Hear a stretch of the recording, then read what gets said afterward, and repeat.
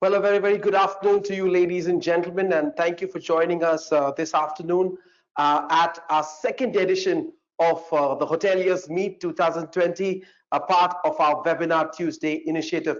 Thank you for everybody for joining us as soon as you could. We intend to get started and get right into the action and the meat of things. But before we do that, we want to welcome you once again. We are currently starting to see a turnaround. There's a lot of positivity in the market. There's a lot of positivity in the UAE, in the world, because of course, the government's initiatives to open doors, to start, giving the opportunity to businesses to start turning around and coming back again. And we are as excited as many of you are that finally we're going to be able to get back to work and start doing business and building up the economy again. So this is an exciting time. This is a happy time. Of course, we haven't yet found the right answers to the challenge that we're facing globally.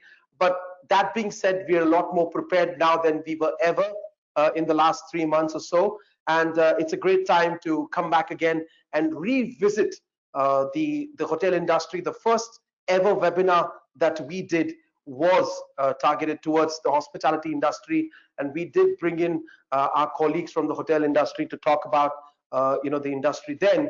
And it's only right that as we're starting to get back again on track, we come back and revisit our friends and our colleagues from the industry and talk to them.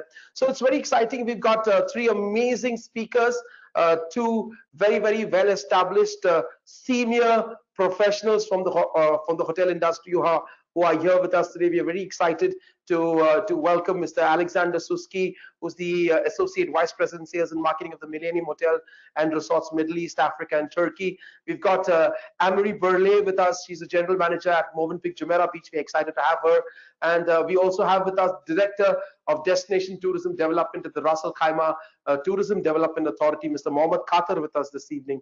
And it's going to be an exciting evening because that's what we've got lined up for you. We're going to get into conversation with these three absolutely amazing leaders, business leaders, and talk to them about the recovery. But before we do that, we would like to actually get you guys organized and a little familiar with the platform and the GoToWebinar platform that you see in front of you. So ladies and gentlemen, on your screens in front of you, you would see a little small control panel. I would like to just take a couple of moments to explain to you how that control panel works. So basically, the only way we'd be able to engage with you is through question and answers and through polling. So our speakers have put together a couple of questions that are poll questions, which we would like to ask you during the process of this webinar.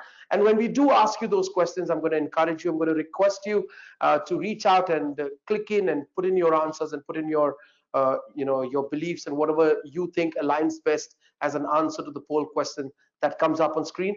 By doing that, by participating in that way, you let us and the speakers know what you think, and that allows us to build a connection with you. So it's very important, and we request you, it's very important that you do use the polls, as they keep coming up. That's the first thing. Second thing is we've got question and answers. So throughout the presentation, we are open to questions coming from you, and we hope to give some relevance of answers to those questions as the event progresses. Once our presenters have finished sharing their knowledge and their expertise with us, we're going to bring them back towards the end of this webinar for a panel discussion where we'll address each of those questions that you put forward during the presentation, and we try and get you the answers. So make sure you send those questions through. We will curate it at our end. We'll have them ready. So when it's time for us to do the panel discussion, we will bring those questions up in front of our presenters. So keep those questions coming. Don't stop. That's the only way you can communicate with us. There is no chat, just the Q&A. So ask us your questions, and we'll be more than happy to announce. Now on screen, we've got a special offer for you.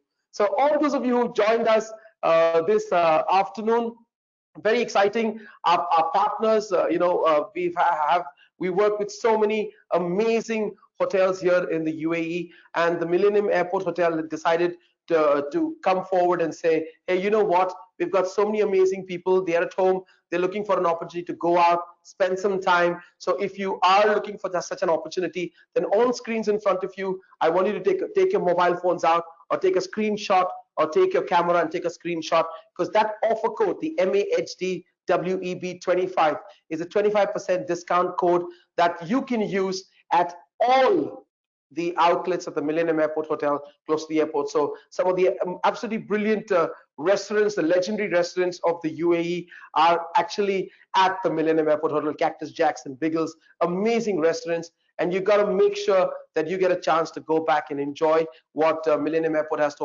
offer. Most of our hotels have begun opening doors to the restaurants. So we would like to welcome you back. So here's a 25% discount offer on the total bill from the Millennium Airport Hotel going out to all of you. So take a picture, make sure you note it down, use this code when you go there, when you make a booking.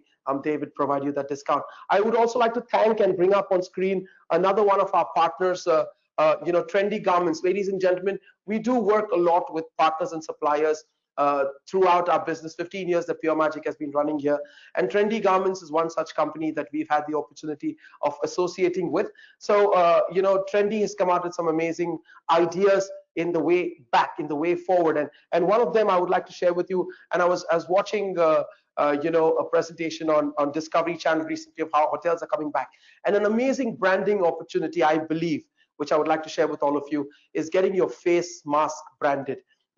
If you can do that, and just imagine you're handing out face masks to all your guests at your restaurant, at your hotels, and if you're giving them off complimentary to them with your logo on it, it's a great way of them being able to go back and use these and carry your brand with you wherever they go. But the most important thing, it's environmental friendly, guys. Rather than having us littering the planet with our disposable masks and gloves, let's try and think earth friendly, let's try and think green, and let's switch to cloth masks and safe masks. So Trendy Garments has helped provide us at the Pure Magic team with some amazing masks, that sort of go with whatever we're doing, whatever we're wearing, and we're getting them branded. So thank you, Trendy. So any of you who need their contact, you can see it right there on screen. They are our regular outfitters. So thanks, Trendy. And it's time for us to get going, ladies and gentlemen. We're excited to be here with you this evening. We want to get straight into it. So if you've just joined us and you're just coming in right now, don't forget, the only way we communicate with you is through polls and through your Q&A. So if you have a question, send it across to us as soon as possible, and we try and get you an answer at the end of the presentation with our panel. And secondly, if we send out a poll to you during the presentation, please give us your answer, because that's going to help us get started. So ladies and gentlemen, it's time for us to get this webinar on the road, and it's time for us to listen to and hear from our actual speakers, our presenters, our industry experts who've come in on board at this webinar. So I'm going to get started right away. I would like to introduce our first speaker for the webinar this afternoon. Now, this gentleman hails from the amazing pyramid country of Egypt. He made his foray into the tourism industry armed with a Bachelor of Science BSc degree, focused in computer science and business administration and hospitality. He built a strong 7-year-long career with the global destination management conglomerate Meeting Point. He traveled countries managing their portfolio in Egypt, Malta, Oman, and Emirates, finally bidding adieu to them as country manager Oman. But in 2014, this amazing gentleman joined the Ras Al Khaimah Tourism Development Authority, managing their business development team. And over the period of 6 years, he has built an envious career map to today head the division as Director, Destination Tourism Development. He and his team have been instrumental in helping to put the amazing emirate of Ras Al Khaimah strongly back on the global tourism industry map in the last 6 years. Mr. Khatir is an experienced tourism development expert with a demonstrated history of working in the government administration industry and in international organizations.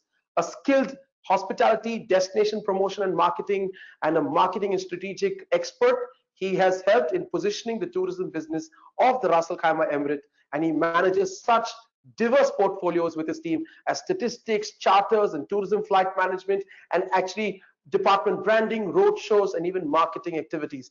He works closely with the government, and we are excited to have him with us this afternoon. So, ladies and gentlemen, please help me welcome on your screens the Director of Destination Tourism Development at the Ras Al Khaimah Tourism Development Authority, Mr. Mohammed Khatir. Welcome, sir. Good afternoon. It's good to see you. Good to see you, Eric. Can you hear me? I hope you can hear me clearly. Loud and clear, sir. Loud and clear. How are you doing, Mr. Fantastic. Khattar? Very good indeed. Thank you so much for giving up the opportunity to be part of the platform and to be, of course, talking to all the travel professional and partners within the region. Ras Al Khaimah is always a key part of all the success of the United Arab Emirates, and we're very Absolutely, keen sir. to announce all our development actions, activities basically within this period of time to all our partners and all the attendees during this webinar. So thank you Uh, once again for giving us the opportunity our and pleasure, very sir. keen to present it. Thank you so much. I've been here in the UAE for the last 21 years, Mr. Mohammed, and I tell you, every time I go to Ras Al Khaimah, I see a completely new picture. It's beautiful Mhm. what you and your team and the government is doing there. We're so excited to have you with us. And I know that Ras Al Khaimah Tourism is already making the first inroads into coming back on track. So we're excited to hear from you. So I would let you take over. All the very best, sir. We'd love to hear from you. Thank you. Thank you, Errol. Appreciate. I will start now the presentation basically. Um, So, edging back to the new normal. This is actually the title of the webinar. However, most important here to highlight that the travel and tourism, the professional will need to remain positive. The travel and tourism sector is a very essential part in our life, and we need to make sure that we come back to a new edge or to the new recovery in the right way to support all our partners regionally, locally, and internationally. So the quick agenda of the presentation today, we'll talk about the recovery plan updates, stimulus package of Ras Al Khaimah, and the RAC Stay Safe certificate, and the short vacation offers visa campaign we just launched a few days ago. And then we'll So end with can the I just jump in? question. I'm sorry, Mr. Khater, Yes, can I just jump in and request you to go full screen so that our attendees can. yes, Thank you. 100%. Good for Thank the you, sir. note. I think it's now good. That's So perfect. That's perfect. moving to the recovery plan updates, basically. Travel is we all an essential part of our life. It's a hard time, challenging, of course. However, we need to plan properly what will be the focus, how can we plan our recovery in a proper steps. So based on a lot of search and a lot of analysis from different experts, different partners worldwide and even regionally here, we estimate that travel will take steps in a four-step road to recovery. As you can see here in the slide, we talk about the short term and medium term and the long term. So the short term, basically, we will focusing heavily on the domestic market. As you mentioned, Errol, I mean, everyone knows Ras Al Khaimah is famous for the weekend stay, the staycation. People and the resident of the local of the UAE, they tend to visit and stay in Ras Al Khaimah during the weekends, during the public holidays, etc. The domestic markets actually that consists of around 40% of our visitors all over the year. So the last few years we have a very good mix from the international and domestic, but this segment is very important for us to engage, to develop, and to bring more visitors from that segment. We have launched a new campaign. Basically, I will give more details within the presentation. But however, the domestic, it will drive an immediate footfall to our destination with, of course, the help with our hotels, destination activities, etc. The second step basically is looking to the regional destination. The GCC and the Middle East will play a key important role to our recovery plan. We talk about destinations like Saudi Arabia, Oman, etc. This will help us to work closely with these partners to bring more business from this short haul destination. Moving forward for a longer term process or recovery, we talk about progress from Q4 2020 and Q1 2021, whereby we will go into more Asian markets and more European markets. This is a quick estimation about how the recovery will move from the domestic, then secondly regionally for the GCC and the Middle East markets, and then we will go and expect the business will come more from India, China, the regional destination, and then the European property will start recovery from Q1 2021 onwards. Moving to the second section of the presentation, the stimulus package. I would like to very proud to say always that Ras Al Khaimah was one of the first in the region to respond quickly to the current situation. We have reached out to our partners, our stakeholders, business entities. I mean, we work very closely for them. We wanted to make sure that we are there to help and to support these entities in order to run their business and make sure all these hard situation will be assisted and supported by us. There are several, of course, packages and actions we have taken carefully with our partners. As you can see in the slide, it includes different financial incentive packages. I can say it all, the tourism incentive package, and these all were announced in March 2020. We are helping our tourism entities to overcome all their economic hardship. As I said, we spoke directly to our industry partners, hotel GMs, and owners. We have done several and regular meetings with the Ministry of Economy to also leverage the federal support on these kind of activities and support. The stimulus package, of course, includes a cost reduction. We have been talking to several entities like the FIWA, Yetico, utilities, etc. From our side, we are waiving the tourism dirham for our entities, waiving a tourism licensing fees, and of course, additional support for the SMEs here in Ras Al Khaimah. This is also very important to highlight that we have built up a stimulus steering committee, and the main role for this committee basically is to provide a seamless facilitation for the whole tourism incentive package. So this is very important for us in order to make sure all our entities, hotels, attractions, etc., are well covered and supported by RAK Tourism. So we're very proud to announce this in March, right straight after the closure of the borders and lockdown. So we wanted to make sure our actions are in the right moment. What additionally we have done at Ras Al Khaimah, we have announced early April a RAK Stay Safe certificate. Ras Al Khaimah would also actually first to introduce this certificate. We are doing a lot of consistent health and safety measures, but with RAK Stay Safe hotel certification, this is a very important tool. We wanted to be and track with all our action and activity with our partners. Within this RAK Safe certificate, we work closely with Public Service Department here in Ras Al Khaimah, and this basically hotel certification is a full sterilization program. I could say from my side, it's a comprehensive guidelines for the hotels in terms of the physical distancing. I prefer to use this word rather than using a social distancing. We wanted to make sure with the maximum capacities in the public area, the pool area, the beach, the restaurant, etc. These guidelines is very important to highlight to all our hotels. We also added a dedicated exit entrance to mitigate any concentrated flows of people.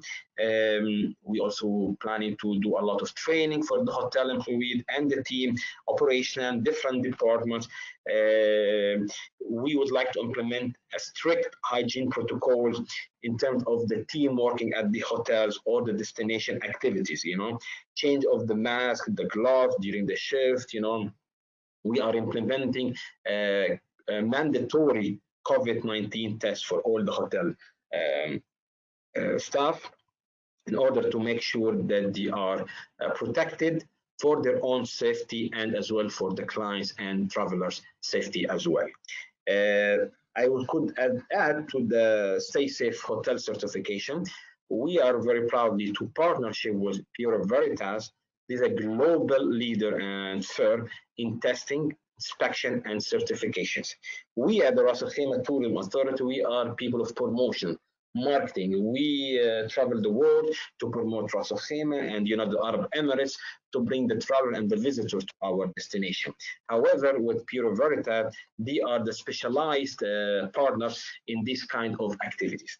And we are very proud to say this is the first partnership of its kind for a tourism board, because this certificate program and this partnership will be done across all the hotels in Ras Al Khaimah. We do have 47 hotels, and all these hotels will be audited by Pure Veritas, which will be taken care of as well with RAC TDA, and this will help to make sure that Ras Al Khaimah hotels are compliant and the clients have the confidence to come and stay in Ras Al Khaimah. So this actually, on a destination level, is an important tool, an important step to make sure Ras Al Khaimah is welcoming the domestic business, international business, and even the regional. So these are very good step I could always highlight within my discussion with the partners, with our clients and our colleagues.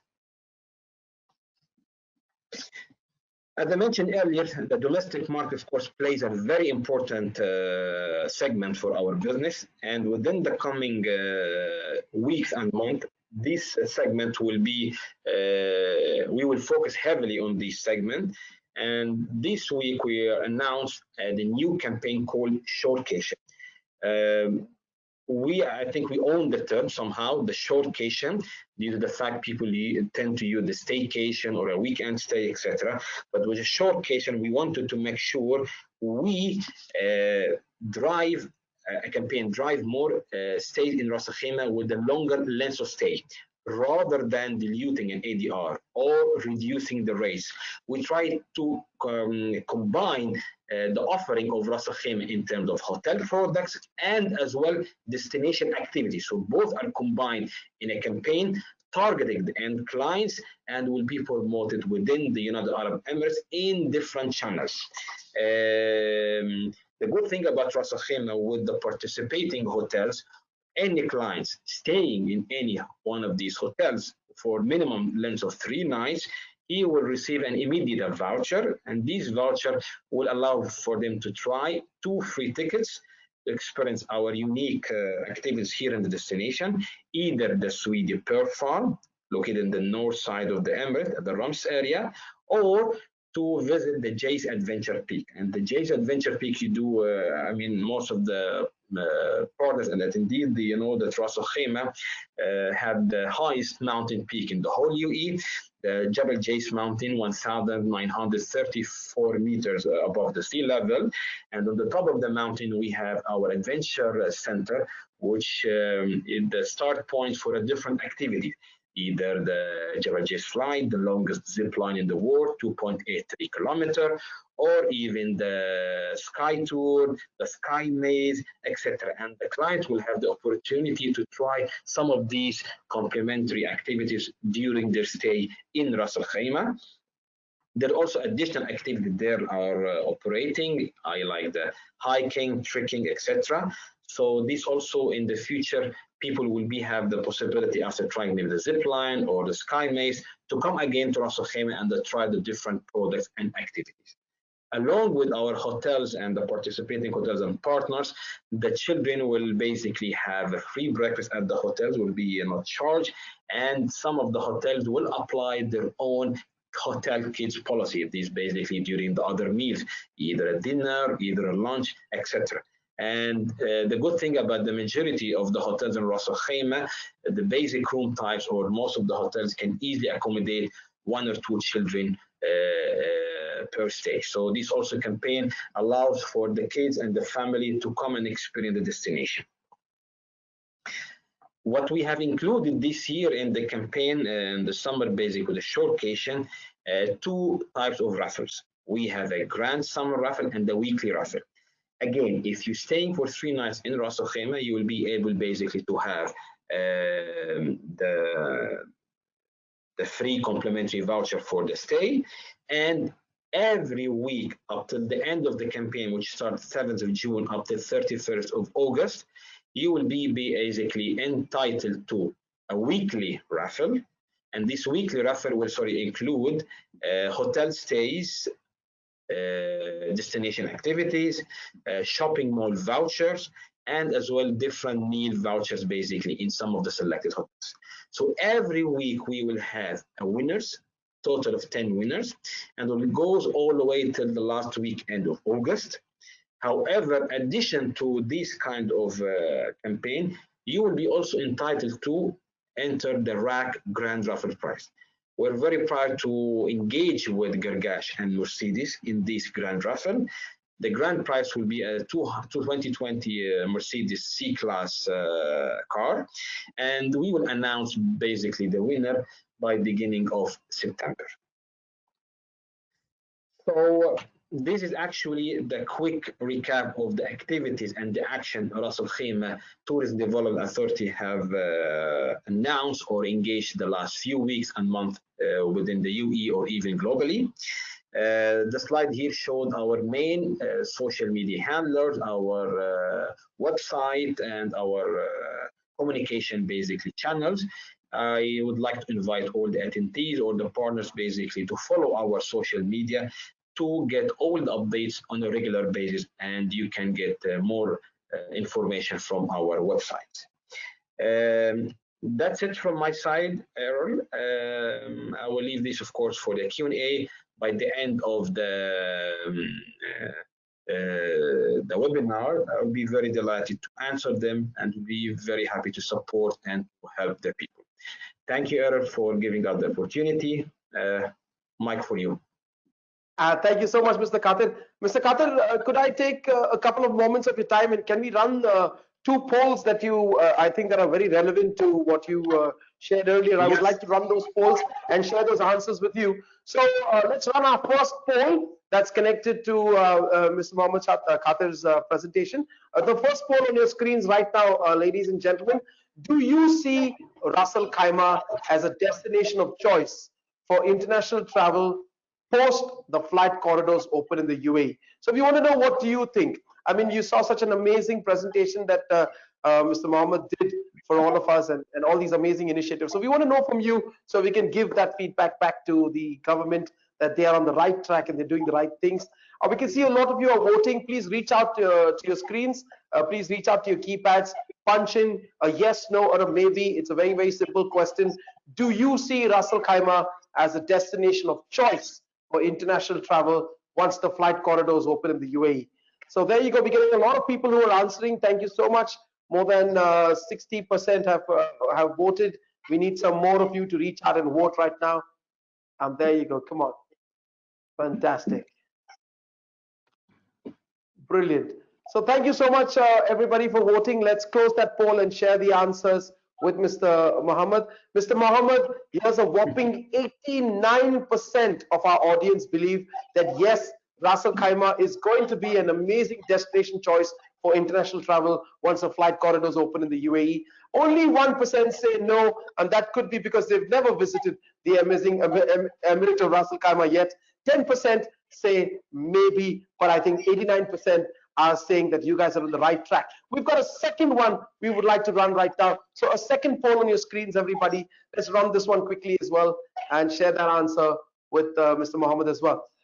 We would like to know from you guys so that the Ras Al Khaimah government and the other tourism bodies who are listening in would know how to develop this further. So what will set a destination apart for people to book for travel post COVID-19? COVID-19 has changed the complete tourism face and the way we understand tourism and travel in the future. So do you think open and widespread spaces will be a call? Most people would like to go to that. Or is it going to be great family resorts or outdoor activities, unique experiences? Or basically, will people be focused on the safety and hygiene standards, or just all of the above? So we would like to know from you guys, what do you think? Please reach out, vote once again on the poll, and let's get your answers and share that with Mr. Mohammed Khatir, the Director of Destination Tourism Development, Ras Al Khaimah. So come on, guys. There you go. All of you are voting in. That's brilliant. Fantastic. So we've got quite a lot of the votes come in. Let's close that poll down and share the answers. And it says 3% of our audience believe that open and widespread spaces is what people will be looking out for. 6% believe family resorts will do the trick. 10% say outdoor activities and unique experiences. 23% are focused on the proactive safety and hygiene standards, but a whopping 51% believe that we need to do all of the above to bring the tourism back on its feet and bring the industry back on its feet. So thank you for sharing your views on the poll. And Mr. Mohammed Khatar, I thank you for that wonderful presentation. And I think it's a great way the Russell Kaima government is moving and the Tourism Development Authority is moving, because I've been, as I said earlier, I've been here 21 years, and I know the love that the local people have for raffles, for winning prizes. So I think it's a great idea, and it's going to help by giving. We're going to be able to get people to come back again and give them the initiative. So thank you so much, sir, and thank you for joining us. Please stay with us. We'll bring you back in on the panel to answer questions. Of course. Thank you, Aaron. Thank you, everyone. Thank you, sir. So it's time for us now, ladies and gentlemen, to move to our next speaker for this afternoon's presentation. Now, this wonderful lady, we're glad to have her with us this afternoon. She's an American national. She comes from the USA. She holds a bachelor's degree in international trade and politics from the University of California in Berkeley, USA, and is a certified chief executive officer from the CEO Institute of Australia. Now, Ms. Burleigh has over 20 years of international hospitality experience. She is a legend in the industry. She started an amazing career story with the Four Seasons Hotel and Resorts chain in the US and then moved to Australia. She gave them 9 years of her life managing F&B services, food and beverages services, and the restaurants and the connected outlets in very senior directorial roles. After nearly 5 years in the amazing Hunter Valley in Australia with Green Door Australia, she then contributed to the revenues of the Accor Group in Brisbane before joining the Sofitel Group in Broad Beach, Gold Coast, Australia, where she took on the role of the first ever female appointed general manager for the Sofitel brand in Australia. That itself is a life-changing, it's a record-breaking step that she aspired to and achieved. Today, the city of Dubai is blessed and excited to have an industry stalwart like herself heading the team as general manager of the Movenpick Hotel at the Jumeirah Beach, and we are so glad to have her gracing our webinar this afternoon with her knowledge and presence. Ladies and gentlemen, please help me bring up on screen Miss Amory Burleigh. How are you doing, man? It's good to see you. Thank you so much, Errol. Lovely introduction. I'm great, and I'm really pleased to be here today. Thank you. It's lovely to see you, and I would like to know. I mean, you spent time in such amazing destinations as the United States and Australia and the Gold Coast and Hunter Valley. How do you like Dubai? I mean, what did you feel when you came to this to Dubai? It's so different from the greenery there. To be honest, I was on my way to Egypt because I lived there many, many moons ago, and it has a very special place in my heart. But Egypt has had a tough time in tourism lately, and so my company said, "Come to Dubai, and we'll put you up, and come get some Middle East experience, and then that'll help open some doors." So that's why I'm here, and I'm thrilled to be here. Dubai is just an amazing place that I never really anticipated I'd love it so much. So I'm thrilled. So I guess Egypt's loss is Dubai's gain. So we're excited to have you with us. So yeah, for the time being. So it's great. I think what the Movenpick is doing and the way the chain is growing here in the region. It's great to have somebody with your experience come in. And I think you've just joined us last year, but coming into Dubai last year and then being thrust head first into a challenge, a pandemic like this, would have really, you would have to pull in all your years of experience, to combat something of this nature. So, I mean, has it been a revitalizing experience? What is your share on that? What do you think? To be honest, because I've been around the block, it's, when we first got a whiff of it in February, in late January, February, those of us who have been in the industry for a while, you can smell trouble coming. And so it was actually really interesting because I've working in Australia has very tight labor markets. And so I know how to run a 5-star hotel on a dime. And we had to make quick decisions to show the owners that we were on top of this. And because we did that, we're in a really good position today. And it's helped us manage through the situation really strongly. And I think it might be a little bit unique for a lot of people who've been in the Middle East for a while, where the abundance of staff and service has been just at their fingertips. And so having that experience and being able to implement changes very quick and fast has been part of our success, which has been great. Brilliant. We're so happy to have you with us. Thank you so much, Amory. I'm going to let you take over right now. There's so much you want to share with us. So over to you. And I think you want to get started with the video, I guess. Yeah, look, I wanted to take you guys back in time, a long time ago, when kind of even just the thought of travel inspired sleepless nights of anticipation and excitement. So I just wanted to take you back in time. Lovely. So we'll get it right going and we'll load up the video. Great.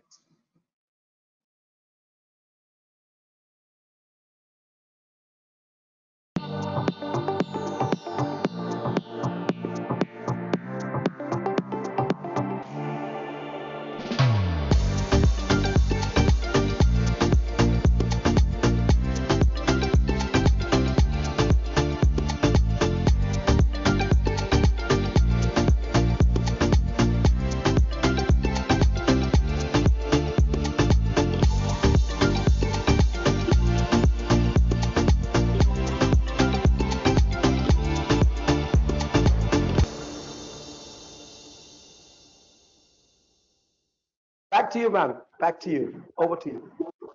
Thank you. And so that was March. And it seems like a world away.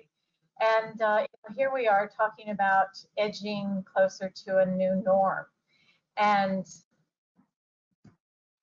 so we all know that it's a challenging situation right now.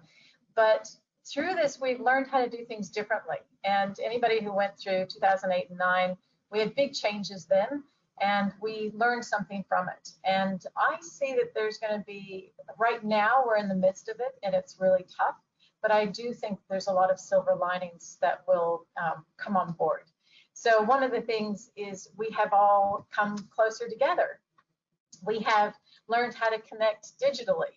We have really erased borders between countries, because all of a sudden we were all experiencing the same thing at the same time. We have watched governments around the world and how they've addressed, approached, managed the situation, and some have done it brilliantly, like the UAE. I'm incredibly proud to be living in Dubai and see what they've put in place, because as we know, and I can put hand on heart and say, there are some leaders that are not doing very well with this. So as a world destination, a leading destination, you think Paris, Rome, Milan, Dubai, we have to get this right, because we can't afford not to. And so the government, as they do everything, they do it at the highest level. And so these new standards, all these, they're called restrictions, but they're guidelines. And they're simply an enhancement to already very high standards in the UAE, very high standards in Dubai. We have hundreds of hotels here. Some say too many, but there's lots of choice. And the one thing that the government will not compromise is the guest safety. So that's what I wanted to talk to you about today, is uncompromising safety. So I wanted to start off with a polling question. So if you yourself were traveling, what is your number one priority? Sorry, I spelled it wrong. In the past, you might have thought, oh, the destination is most important. Is it cost? Is it safety? Is it sustainability? We've been talking about sustainability forever. And I look at some of these guidelines and I think, oh my goodness, we're not being very sustainable. So if we could do right. and Absolutely. see. So I'm going to jump in. I'm going to jump in right here and help with that poll. So on your screens, ladies and gentlemen, you would see a poll question coming up, and that is, if you yourself are traveling, what is your number one priority? Sorry, that's for the spelling error there. It's what is your number one priority? Is it cost? Is it destination? Is it safety? Or is it sustainability? So you've got four choices there: cost, destination, safety, or sustainability. Pick one of these, and we would like to hear from you guys. What do you think would be the most important thing for you going back to traveling? So come on, everybody, reach out for your screens, reach out for your keypads, reach out for your smartphones. And for those of you just voting, I would like to just share with you that sometimes you might see a slight percentage difference between what you see on your screen and what I announce to the speaker based on what I see on my screen. Generally, that's got to do with the fact that the system polls smartphones and laptops differently. But don't worry about it. It's generally a very minute difference. So let's about now close that poll and share the answers with Ms. Emery. And the answers that our audience say is 10% will be worried about the cost. 15% would, of course, look at a suitable destination, but a whopping 69% would focus on safety and 6% on sustainability. Back to you, ma'am. Thank you so much, Earl. So that's the reality. Is I'm a really good traveler. It's just in my blood. I'm from a tourist town in California, and so I've been raised in tourism, and it's just something I love. And my first destination is I'm international. So I want to go back to Egypt. I have a lot of friends and family there, and I thought about it. I'm like, well, I don't, you know. How are they doing with the COVID? So it's even me, who is an adventuresome person. Safety is really important. So it's time to reopen. And we know the Dubai market. We have hundreds of hotels, and the department or Ministry of Economics sent out a statistic about a few weeks ago that 70% of businesses in Dubai were shut down temporarily. And at least through March and April and into most of May. Some of them won't even open until September, after the summer. And we've even heard of businesses that will not open until next year. So it's time to reopen. And the government has made sure that when we reopen, that we are ready to welcome guests. And as I mentioned, very high standards of expectations. Already from a high base. Now, one of the benefits of being in a massive hotel group like Accor is that we have hundreds of hotels in China.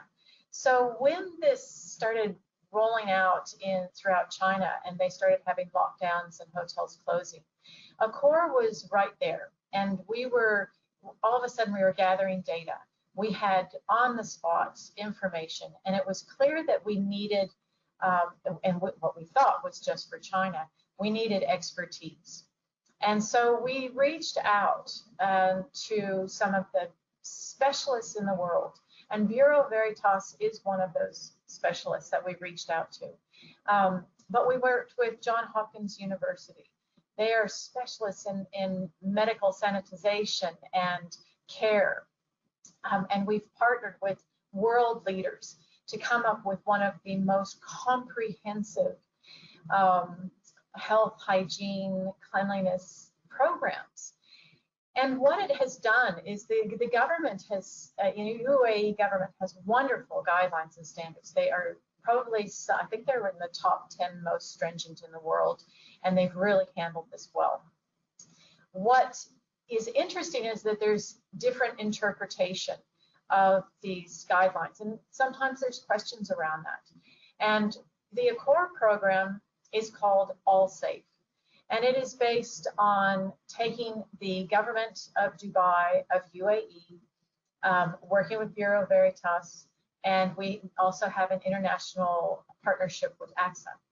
We have taken all of their expertise, and we wanted to come up with the world standard for guest safety, and that's our uncompromising promise. So it's our reputation, and at Movenpick Jumeirah Beach, it's something that we understand is at the heart of our guests' minds. And you've just proven it, right? 69%. It's all about safety. So we wanted to partner with big names with great reputations to ensure people knew that they had something really special, and that has the detail of how to implement all of the standards. The AXA partnership, AXA again is a leading insurance company in the world, and it's something that we've done that's very unique. We have, in every hotel around the world, we have an all-safe officer. And that all-safe officer is responsible for any communication, any handling of anything that has to do with health, hygiene, well-being, safety of the guest. And if a guest is feeling unwell in any one of our hotels around the world, they are able to have a complimentary, completely free access to a doctor's consultation supported through AXA Insurance and working with our hotels. And this will further reassure them that should they travel and should anything happen, even if they have a little upset tummy, that they have access to a doctor right away. And so we wanted to have that extra layer of reassurance. But what does it mean for hotel operations? And what are the new norms? So if somebody said it the other day, they said, look, if you have a 400-room hotel, in the next 12 to 18 months, you're looking at doing half the occupancy that you normally were doing, then you're now looking at running a 200-room hotel. And one of the most important things is we have to have a sustainable operation. We have to make sure that our manning levels and our services reflect the size of the hotel that we're running. So what have we done? It's just a reality that we are restructuring teams everywhere in the world. It's one of the most unfortunate aspects of this change is that teams are being reorganized and becoming more efficient. Hotels are looking at technology. In order to deliver all of these guidelines, we've had to put a lot of thought into how do you maintain the standards? How do you provide all of this safety and make your hotel cost base sustainable? So we've also had to look at the services, and a lot of these are being restricted from government restrictions, really. Pool towels, for instance. We're not allowed to hand guests pool towels. So how do you enhance a guest experience when we know very well that guests travel to be taken care of? It's like they turn off their mind as soon as they step into a hotel because they know they're going to be so well taken care of. So now all of a sudden, they're going to have to think. We're going to have to communicate with them. And they're going to have to hopefully listen. How we communicate, there's a world of QR codes now, so that we have digital menus in the rooms, and we have all your amenities of convenience that you're so used to having in the room. Maybe a toothbrush kit and a comb, sewing kits, your iron and ironing board, all of these things, mini bar, all of these things that are in the room as a convenience for your stay so that you kind of have everything at your fingertips. They're now all on demand. And so, yes, everything's available, but it means it's an extra step, and it means there's a little bit of an inconvenience for the guest.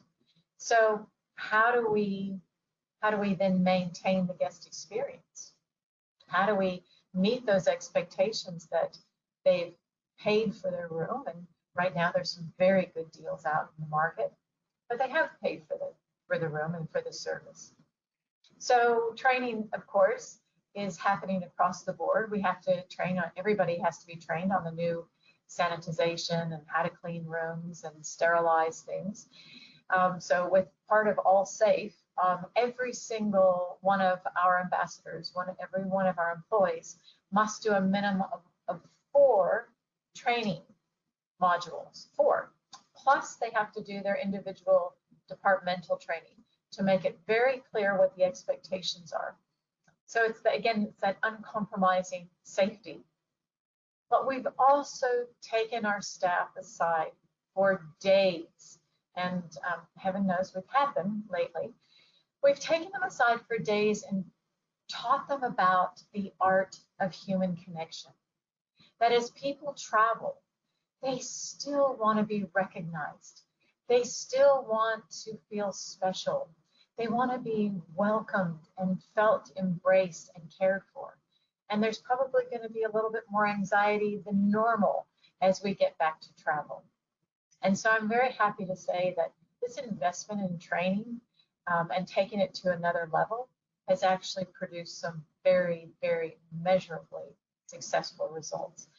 Guest satisfaction is going up instead of down, and with services being curtailed. So we know that that works, and so we call it creating move and pick moments.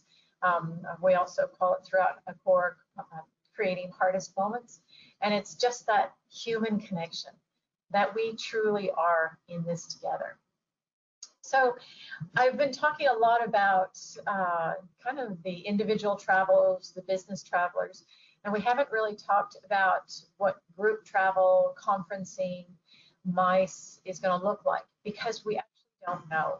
We don't know when conventions are going to come back and conferences. It's something that nobody's really kind of talked about yet, because it's still that mass gathering that makes people a little bit anxious. So I have a polling question that if you were going to organize a group of between 50 and 100 people, where would you choose to hold it, understanding the situation that we are now? Would you stay in your same city, in your resident city, and just hold it in a traditional hotel? Would you go and do it digitally, online, like we've learned to do so well in the last 3 months? Or would you go back to traveling and combine it with a leisure stay? So, Errol, if we could do that poll, it would be wonderful. I'm just going to jump in right now. Thank you so much, Avery. Let's run that poll, everybody, on your screens in front of you. If you had an event of 50 to 100 people, where would you hold it? In fact, here's the same thing. We are also talking to people about this. So there could be many of you who have an event lined up, 50 to 100 people, a birthday celebration, a moment, a wedding, anniversary, anything. So where would you hold it? Traditional hotel in the resident city where you're living?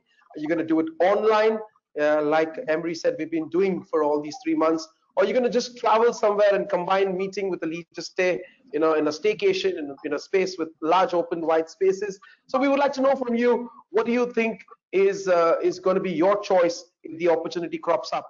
So everybody reach out for your keypads, for your screens, for your laptops, for your mobile phones, and give us your vote and tell us what you think. We would like to share that result and also get to know what you're thinking.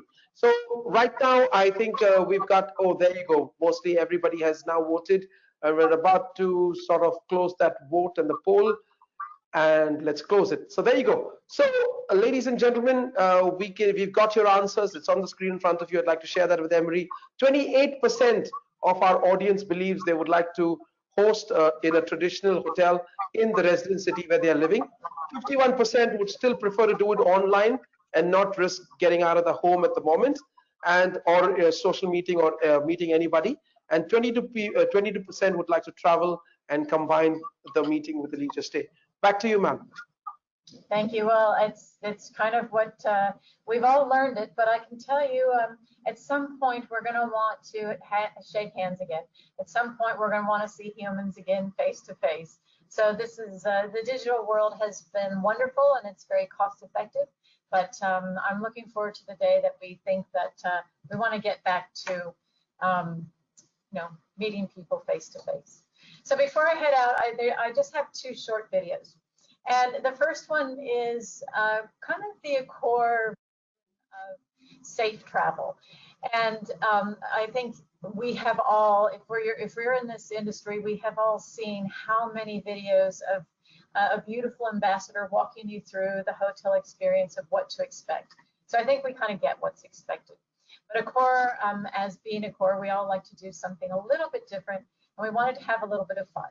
And this video is recognizing that most travel starts with the seed of a daydream. And we want to encourage people to keep dreaming about travel, because we are taking all of the measures so that you don't have to worry. You can just sit back and enjoy. So these are two short videos, and please enjoy them, and thank you.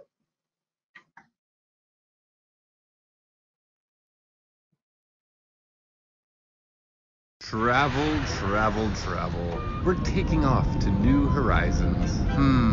We'd do anything for a little escape.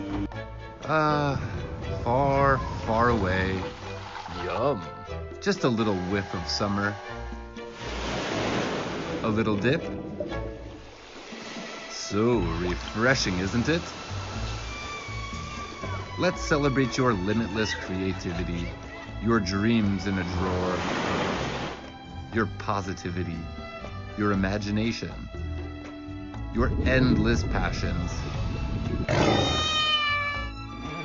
As you hit the road again, our hotels are doing more than necessary, so you won't have to travel like this.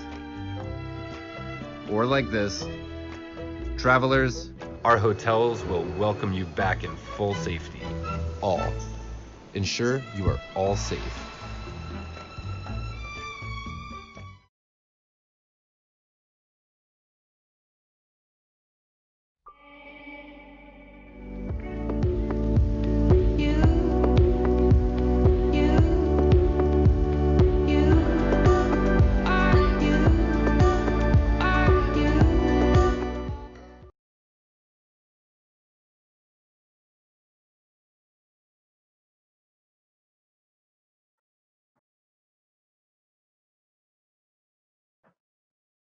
That was amazing. Thank you so much, Emery. That was, I mean, the last two videos you played, I was imagining myself coming back to a reception desk and checking in. We are excited with the stand that the hotel chains are taking to come back, to pivot, to make it easier and safer for our travelers to come back. Because if the hotels start functioning once again, it also throws doors open to us in the event management industry to come back and work with you. So thank you for these initiatives, and thank you for spending this afternoon with us. And please stay with us as we go in for our panel discussion right after our final speaker. Thank you, Emery. Thank you once again. And ladies and gentlemen, it's time for me to bring up our third and final speaker for this afternoon's presentation. We're excited to have him with us. He hails from the amazing, beautiful European country of Belgium. He's a linguist. He's fluent in Dutch, English, German, and French, and he holds several industry qualifications. He has over 15 years of marketing and sales experience, working with leading hotel groups in Europe and Middle East. Having gained valuable experience in Europe with top hotel groups like the Intercontinental Hotels and Resorts IHG in Warsaw, Crown Plaza IHG in Brussels, the Sofitel Luxury Hotels Accor Group in Bruges, Ghent, Brussels, Luxembourg, Amsterdam, and with the D. Dijk Van Dale Fletcher Hotels in Holland. Alexander built a thorough understanding of the Middle East and Africa market during his tenure with the Kempinski Hotels Group, Egypt, Bahrain, and the UAE as Director of Sales and Marketing. Mr. Suski was appointed Regional Director of Sales and Marketing for the Millennium Hotel and Resorts Middle East and Africa in 2016, after which he took on the mantle of Associate Vice President Sales and Marketing for Middle East, Africa, and Turkey in 2019. In his current role, he is responsible for driving the broader short and long-term marketing and sales strategies for the region's portfolio. He helps in drive market share, profit growth, and even repositioning the hotels in the market. He oversees currently the commercial support and strategies for 48 properties in the portfolio, as well as for 40 future openings in the region.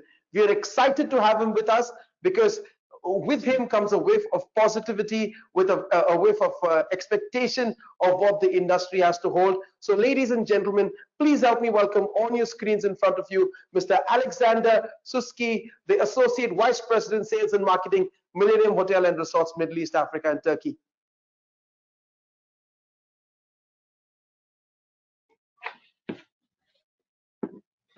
There you go. Thank you very much, Ero. What an introduction. No, Feel like a rock star with your introductions. Amazing. But you are. I mean, with the kind of experience you have put into sales and marketing, Alexander, over these 15 years, you are a rock star. I mean, to a lot of us, we're like, wow, you've traveled the world. You've built strategies for hotels all over. I mean, we're so excited to have you with us. And thank you for please, having me. It's a pleasure. welcome, sir. I'd let you take over. And before we can get started, can I play a video, or if I have your permission? I suggest that we hold it until I will give you the cue, yeah, because I think we saw Brilliant. a couple of videos, so I want to dive immediately into what we are here for, edging back to the new normal, right? Fantastic. So I'll let you take over then, sir. Welcome. Apologies for the IT for changing that. All right. So I assume you can see my screen. Yes, all clear and ready to go. Okay, perfect. So now, edging back to the normal, what I wanted to share with you and the over 100 listeners on the webinar is three pillars where one might see looking at edging back to the new normal, right? And let's start with what Mohammed Qatar already did in his presentation as well, which is the phasing. Yeah. So with regards to the different destinations, everything changes. So the phasing, of course, is not bound to the whole region or the globe. The phasing is there to pretty much support everybody in commercial teams and in operations to get back on track. However, that phasing changes and is different for every destination, for every country, of course. Yeah. Now, if we would go to a phase one, for example, currently in the Dubai environment, or some of the other destinations in the Middle East, we're looking at a first phase, which is June, July, and May. You can enter somehow as well, where we're looking at the domestic travel as well, some stranded tourists, and then, of course, some corporate companies who are putting their staff in hotels or in hotel accommodations, right? Then how and why are those people staying in the hotels or with us in June and July is for staycations, and of course then long stay and residences as well. So what I wanted to share here as well in that phasing, and which is then one of the key points that I want to share with everybody here on the webinar as well, is when do we need to take actions on these? When does the sales and marketing team, the commercial, the revenue, when do those people need to start working to get all that business or that small amount of business back into the hotels?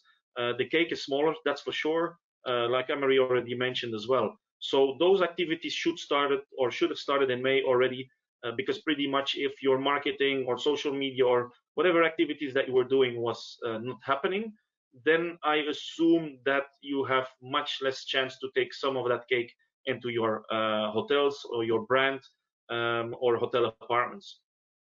Now, if we then go further, 1 second,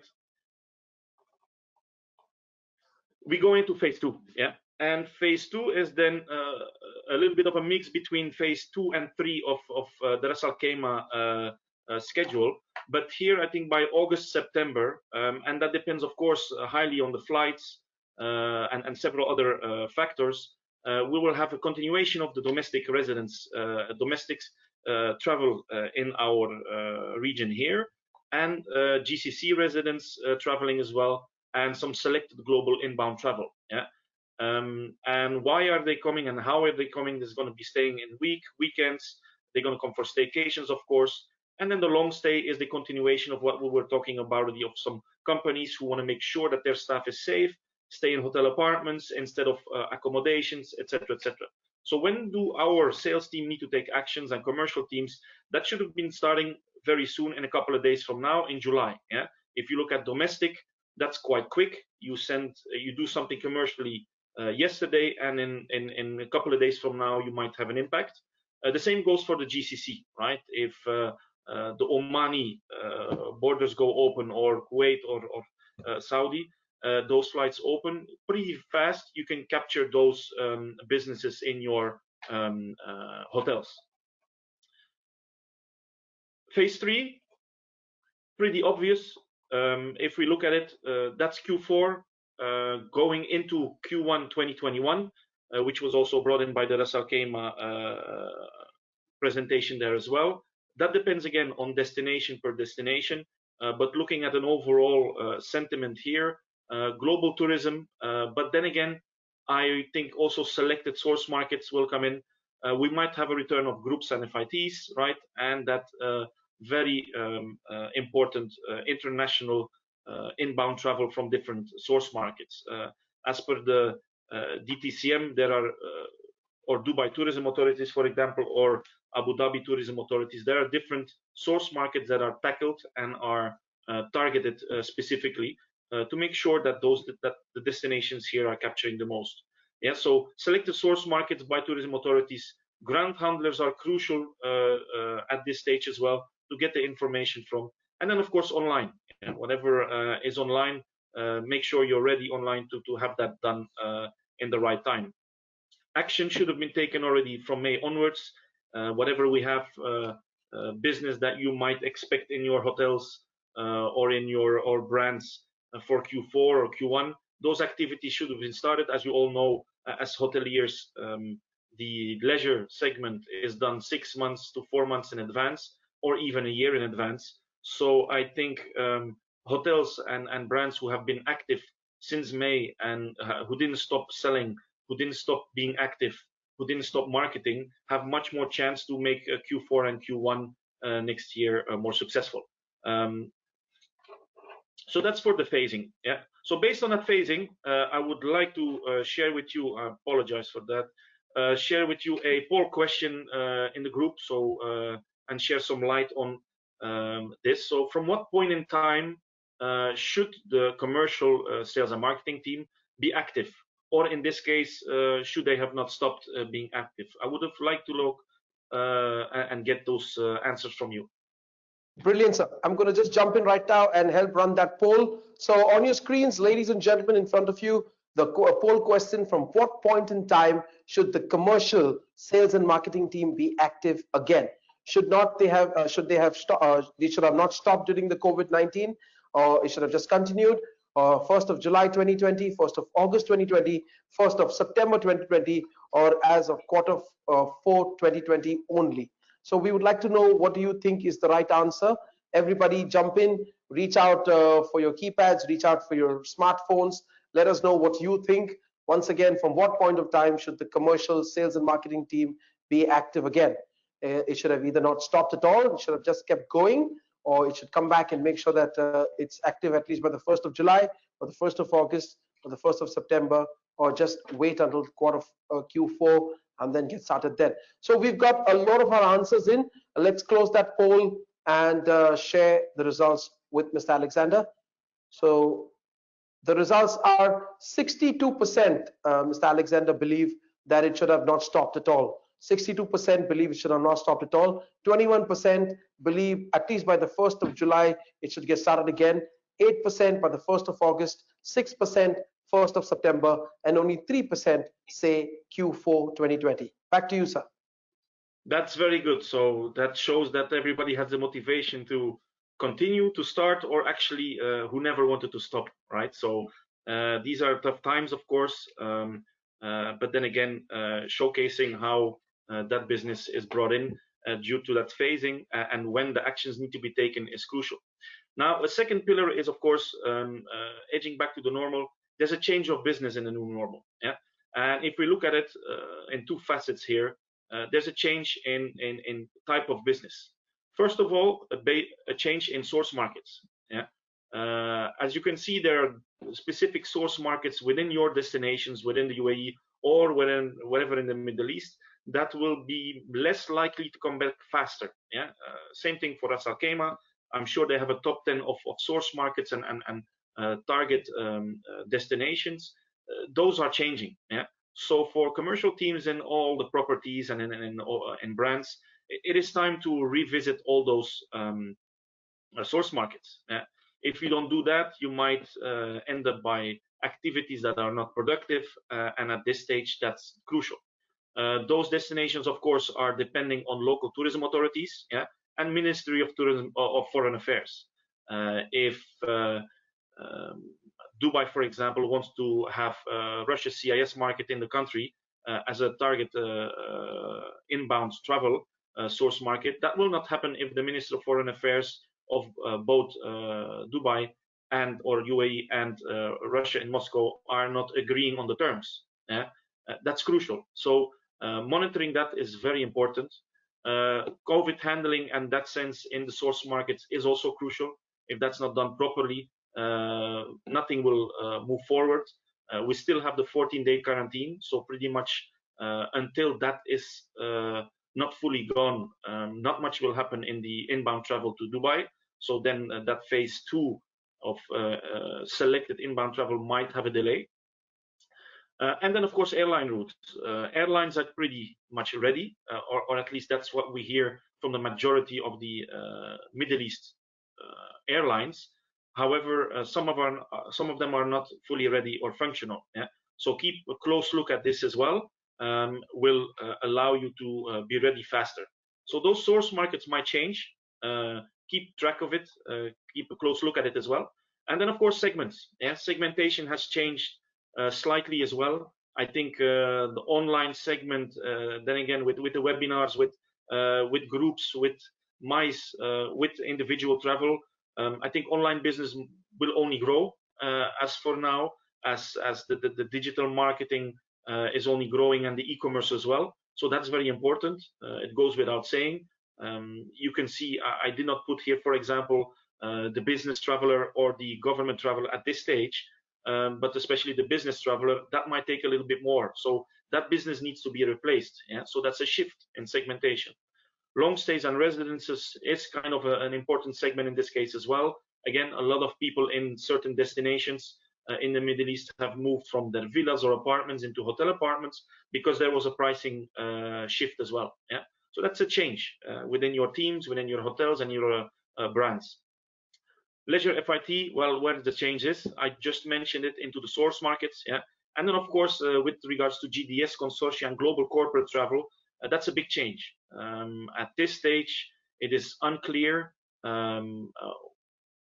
whether and when this global travel will come back. Yeah, this whole corporate travel at this stage is on a very low pit. So let's see how that moves forward. That means also that, of course, a change in segmentation will happen and is happening already. That means also a change of focus. Yeah. Based on those things, I have another question again, which I would like to ask you. So, which of the below segments will become more important from Q3 2020 onwards? So, I'm not mentioning here post-COVID. Post-COVID, we don't know when that's going to finish. Could be in a year, half a year from now. But from Q3 onwards, July onwards, August, September, when phase 2 is starting, which of these segments you think will be in your destinations, in your hotels, in your properties growing the most? So let's jump in again and help with that poll question. So ladies and gentlemen, on the screen in front of you, we have a quick poll. Which of the below segments will become more important Q3 2020 onwards? We would like you to reach out and share your views. We have the first option is OTAs, the second one is corporate government FIT business, third is travel trade, fourth is leisure groups, and the fifth is long stay. So let's have your response. We would like to hear from you. What do you think? Come on, everybody, please reach out. We've got a lot of attendees who are starting to respond to us, and that's a great thing because it's only in that way we know what you think. So wonderful. Everybody reach out and over to your keypads and to your smartphones and tell us, what do you think? Is it which of these below segments will become more important Q3 2020 onwards? OTAs, corporate government FIT business, travel trade, leisure groups, or long stay? So brilliant. We've got oh, that's it. Wonderful, wonderful. So let's just about now close that poll and share the response with Mr. Alexander. So 28% of our audience believes it's going to be OTAs, 20% believe corporate government and FIT business, 16% believe it's going to be travel trade and leisure, 11% leisure groups, and 24% long stay. Back to you, sir. Thank you very much. Yeah, it's pretty spread out, so I think that there's no conclusion there. I think the future will tell, but I think it's very important that everybody is with the commercial teams and properties and brands are very keen to know what's happening. Last point, of course, there's also a change in commercial management. Yeah, edging back to the new normal. There's a lot of things that will change, that are changing already. Like Anne-Marie mentioned it as well. She run a tight ship in Asia Pacific, so applying that here is very important. Indeed, Middle East had a abundance is maybe a big word, but a rich staffing, even if it's commercial or not, in their hotels. So now revising this whole with the current situation is crucial, and that's what's need to happen. So, but mirroring this to the commercial part, yeah, is sales productivity. Yeah, and it goes without saying it. Look, it's not rocket science. There's a lot of people who have been on half pay, on unpaid leave. People have been put redundant. Yeah? So that puts a lot of pressure on all of the salespeople in the hotels and in the brands, right? Is it now in corporate offices, or is it in the hotels, or wherever it is in hotel apartments? It says only one thing, yeah. The weak will not be able to follow the train, yeah. So if you're a good salesperson, it is the right time to showcase what you can do, yeah. Even if the cake is smaller, at this stage, productivity is the most important thing that counts, yeah. And more than ever before, as a salesperson or even a marketing person, you will be able to showcase and to prove how much you're actually contributing to saving jobs in some of the hotels. Yeah, if you think about this very clearly, because every single piece of revenue currently, most probably in a lot of hotels, goes straight to trying to save a profitability in a hotel or a healthy balance, yeah, to save staff, yeah. So you clearly can see how important that is now, because 2 years ago, with 80-90% occupancy, that was not even a question. Yeah? It's about how much profit. At this stage, that's a different story. So you can clearly see yourself now how important your every single activity and productivity is. Secondly, of course, pricing and value proposition, edging back to the new normal. With our brand, or in general, I think within the region, we should be smart in what we do as hoteliers. We should not be dropping our asking price. I don't think it's the right answer. There's a lot of competition, of course, between different destinations to get business. Ras Al Khaimah wants to get the business of Oman, or etc., etc. I think pricing drop is not where the game is played. It's rather about the marketing. Yeah, how active are you?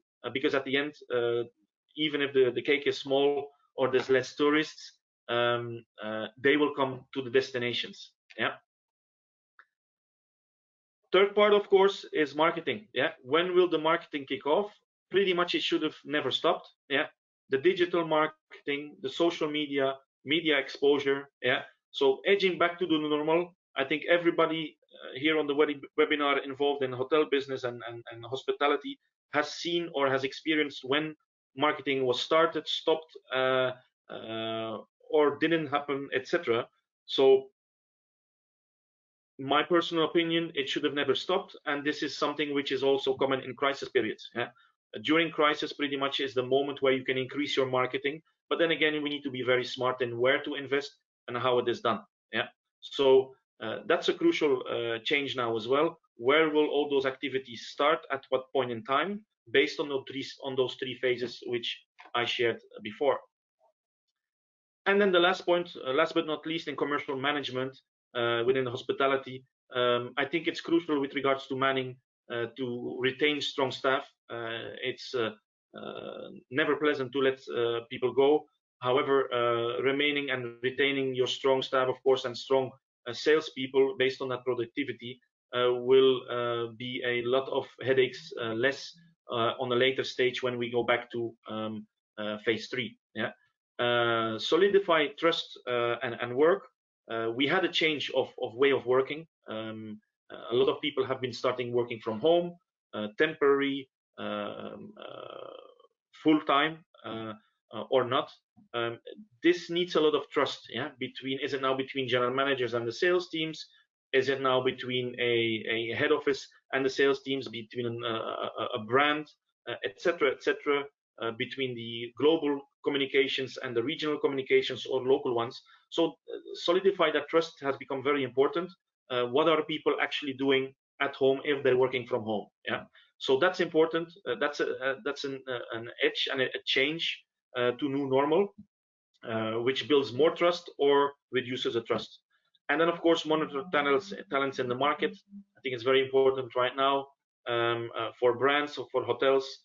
Keep looking at the market, because we never know what time things might come back. I'm very confident that things will come back very fast. It's a matter of time, but when things go back, it goes very fast. Yeah, and this is where in the phasing as well, I urge everybody to be ready, like in a 100-meter sprint. Set yourself up to hear that positive gunshot of everything coming back. Yeah. And based on that, I have a question I want to ask you all as well. So, which of the below marketing and communication activities have you been continuing to do during COVID-19 in your properties, in your brand, or wherever in your organization? Did you continue with social media? Did you continue with public relations, digital marketing or advertising? Did you continue with all of the above? Yeah, or it was stopped for 1 or 2 months? Yeah, I would love to know this. So we jump in with the poll. So on your screens, ladies and gentlemen, in front of you is the poll. Which of the following below Marcom activities, marketing and communication activities, have you and your team continuing to do during COVID-19? Have you been engaging in social media? Have you been engaging in PR and public relations, digital marketing and advertising? All of the above or none of the above? We'd love to hear from you. We would like to know if you have been taking the initiative, taking the drive, or your team has been, and keeping the business up and running, the continuity, the relationships. So we'd love to hear from you. Which of the below Marcom activities have you been continuing during COVID-19? Social media, public relations, digital marketing and advertising, all of the above or none of the above? Please reach out, share your votes with us. Let us know what you think, and that would help us then know who we're talking to. So brilliant. We've got most of you already voted in. Let's give it a couple of seconds more for those who are still reaching out for their laptops, for their smartphones, for their keypads. And that's it. Brilliant. Let's now close the poll down and share the results.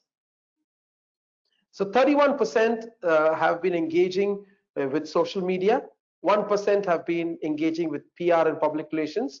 3% digital marketing and advertising. 62% have been doing all of the above, and 3% have unfortunately been doing none of the above because of maybe directives from their management. Over to you, sir. Yeah, thank you for that. So it's good to hear. I think that's good for the industry, good for everybody to keep that light and that fire on marketing running as well. It's very important. Now, the only thing that I want to share now is pretty much a small video, which is where Millennium has put its efforts in marketing as well, with regards to showcasing 10 hallmarks that have been introduced to actually further enhance the health and the safety protocols moving forward.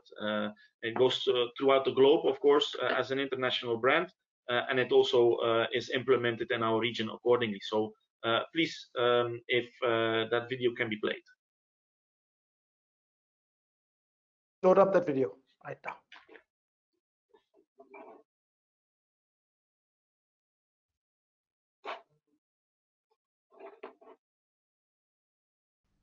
At Millennium Hotels and Resorts, your health comes first.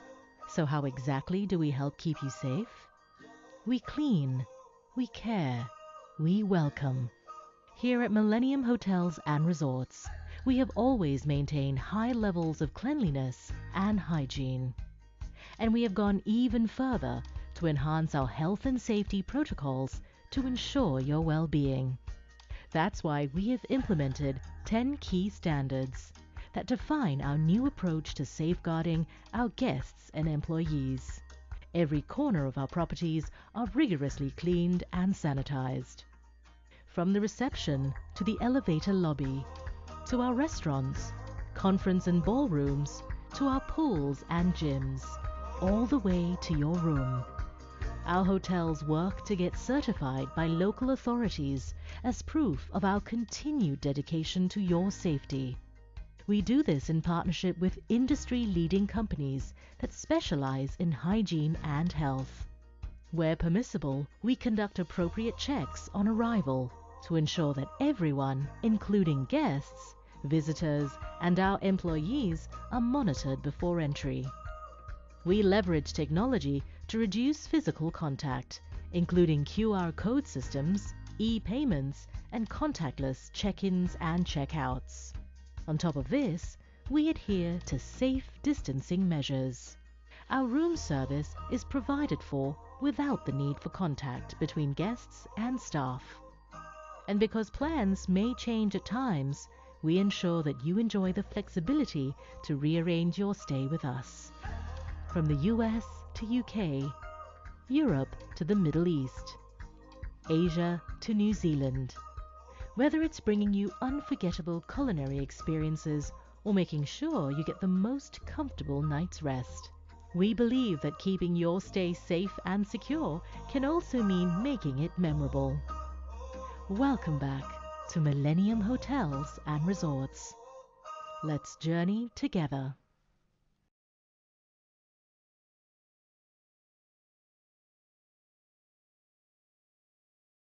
Oh, that was a brilliant video, and I mean, it really shows the amazing initiatives that you have taken as a hotel chain to bring back confidence in the travelers. So thank you so much, Alexander, for sharing that with us, and for the amazing presentation you shared, about marketing and sales. And we'd like to welcome back our other panelists. So everybody, please welcome back Ms. Emery and, of course, Mr. Mohammed Khater. It's good to see you once again, and thank you so much for waiting with us.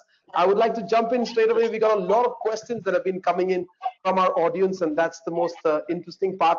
So I would like to share those questions with you, ask you those questions, and get your take on these questions so that we can then share those answers with our audience. So let's get right to it. I've got our first question this evening, and it's going from Kerry Lowe, and it's directed towards Mr. Mohammed Khater, but I would also then like to know if somebody else would like to jump in and answer along with that. So the question is to Mr. Mohammed, do you know what numbers recommended would be to have small weddings again? And how will hotels cater for food and beverage? And can we use Ras Al Khaimah outdoor spaces for small, intimate gatherings or wedding ceremonies? So if you could tell us what you feel about that one, sir. One question or three questions then, huh? Combine all. So, commenting on the question, basically, Ras Al Khaimah, the good thing that we have a lot of outdoor spaces. We have quite spacious venues for doing this kind of activities. So, the success story of Ras Al Khaimah the last few years, we could easily manage large gathering, smaller gathering, either within a hotel venue or even within outdoor area. So commenting on that, we are looking to work closely with our partners, with our clients, to still welcome their events or their weddings, because Ras Al Khaimah the last few years basically were very famous in bringing the Indian weddings or different types of weddings to Ras Al Khaimah. So what we are implementing now with the physical distancing, we use this huge space we have either at the beach area or at the ballroom or at the convention center area to allocate these areas professionally, properly for the event. So we will maintain the physical distancing, all the requirements, the guidelines required to do the event, it will be implemented. So therefore, my reply, Ras Al Khaimah is welcoming this type of events, either outdoor or indoor, and we work very closely with the hotels to bring back these events. Yes, I mean, this is correct. I think I listened to the question. I think these are the main two parts for welcoming the space and the venues. Yes, and the good thing, again, Ras Al Khaimah has a lot of outdoor space, basically, to welcome these kind of events. Brilliant. I would like to take a part of that question that was asked by Kerry Lowe and combine it with another question that came in from Rivat Ahmed. Will buffet concepts in restaurants or banquet operations, will that be back again in hotels? And I would like to ask both Emery and Alexander to share with us what you would feel on that. To be very honest, okay, sorry. Go ahead. No, at that stage, we and Ras Al Khaimah were very clear that the buffet is not operating now. So we do have an operating hotels now in Ras Al Khaimah with the selected, with very specific inventory operating. However, the main guidelines, we will not have the buffet at that stage. Moving forward, the new age or in the new future, things might be changed, things will be different, but currently no buffet is operating in our hotels. How it will combine this with the operational within the hotel, I guess I should leave these two answers from Emery and from Alex because they are from the hotel industry. They could actually share their insight and how can you integrate this. Brilliant. So, Emery, I think buffets will have to come back simply because hotels of certain sizes, it's logistic, but how the buffet presented is what is going to change. So in recent, all these little individual dishes have been designed, and we're seeing more of those come. And so it'll probably be a buffet of individual dishes where you don't have the same tongs being used by people. They would just take a portion. If they want more, they take two. But I think that's probably buffets are just they are in existence because they work and it's what people want. So they'll be back, but they'll just look slightly different. They'll still look abundant, but how we serve ourselves from them, that'll be the only difference. Yeah, from my end, I think what I want to add, and I fully agree what Amari is saying as well. At this stage, of course, in the whole in the region, buffets are made to cater big masses of people. Unfortunately, in the next 6 months, hopefully it's not the case, but we might not be able to cater that many people at the end because there's less travel that's going to come anyhow, right? So at the end, it's going to be decided by the local authorities as well, how they set the new hygiene rules. But buffets will come back for sure. Yeah. Here's a question that is going out to all the three of you, if you'd like to share on this, because I think it's a very valuable question that Georges Shamali has asked. Georges wants to know, this is George from Millennium Hotel Doha. Do you think short staycations will work for city hotels? And if we partner with local DMCs, will it work for, because it does work for outskirt hotels and for resorts, but will it work for city hotels? What do you think? Alexander, would you like to go first? Yeah, thank you, George, for that question. He might have sent it to me by email. But anyhow, George, yes, of course. I think at this stage, even I personally have friends who went to another emirate to stay in a larger suite than their small apartment they had, right? So of course, domestically, of course, city hotels will also be able to cater and take part of that domestic travel which we are in. For the people who don't have a pool, they will go in a weekend to a hotel and utilize the pool if it's not a resort. I think it's a change of scenery. Who doesn't like to go, to a city hotel? There's amazing restaurants. There's, theater and culture, arts, and of course, they always have been. I mean, that's why hotels do so well in these beautiful cities. So I think we're definitely safe in the cities. I completely agree. I mean, I think Mr. Mohammed Khatar would agree with me on this, that since the governments have also started looking at opening up malls, which, especially in destinations like Dubai, the UAE, shopping is a big predominant exercise that a lot of people like to come in for our gold soups. Is that our hope? The city hotels would be a strong choice. What do you think, Mr. Mohammed Khatar? I totally agree with all the comments from Alex and from Emery. City hotels still an experience. I mean, people even drive 1 hour between one emirate to other, and this for them is an experience, this an enjoyment. So joining a city hotel or staying in a city hotel with their facilities, where they're having a nice dining option or a spa treatment or staying at the pool, etc., this could be also potential. But what we have also succeeded here in Ras Al Khaimah, we wanted also to present the two elements, the hotels, either a resort or a city, plus the destination activity elements, either a shopping mall, either an excursion, either a tour. So it combines the whole elements together. So staying in a city hotel does not mean you are not doing a shortcation. No, still, if you're staying in a city, you could still visit a shopping mall, do an activity, visit a restaurant, etc. So commenting that, yes, city hotels still could work and be benefit from the shortcation. Here's a question I would like to direct to Alexander, and it's coming from Satish Nambiar, who's from here in Dubai. And Satish wants to know what's the expectations of the room business bouncing back in Q3 and Q4? Is it 60% or 70% of last year? And what about F&B business? Will that bounce back, and at what pace? Is it going to be casual restaurants, bars, nightclubs? I mean, where would the focus be according to you? Okay, so of course there have been so many reports from all these different consultants who are sharing with us reports on a monthly and on a weekly basis. I don't have a glass ball to predict the future. They have all shared what their assumptions are.